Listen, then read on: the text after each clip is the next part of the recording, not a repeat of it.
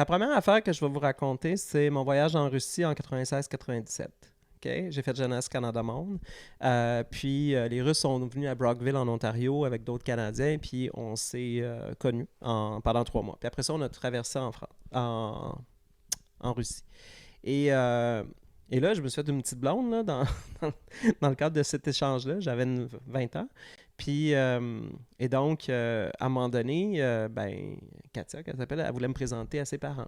Donc, elle m'invite pour souper. Fait que je me pointe. Donc, j'avais envie d'arriver pas les mains vides. Fait que je suis arrivé avec 2 bouteilles de champagne du champagne soviétique, puis une barre de chocolat.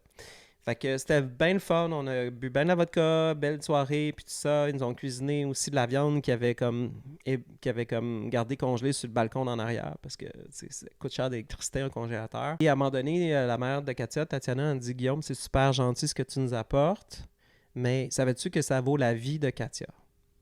Puis là, moi, j'ai 20 ans, puis on me raconte ça, puis je suis comme, what the fuck? Qu'est-ce que tu veux dire? Là, elle me dit, avant la perestroïka, avant le changement de régime, avant que le marché s'ouvre, ben, on a pris une assurance vie sur la tête de Katia de 100 000 roubles. Et là, aujourd'hui, 100 000 roubles, c'est ce que tu nous apportes. C'est ça que ça vaut. Et je fais comme 20 piastres US. Ouais. Fait que dans le fond, elle me dit, ça vaut la vie de Katia. Et là, j'en ai 50 aujourd'hui.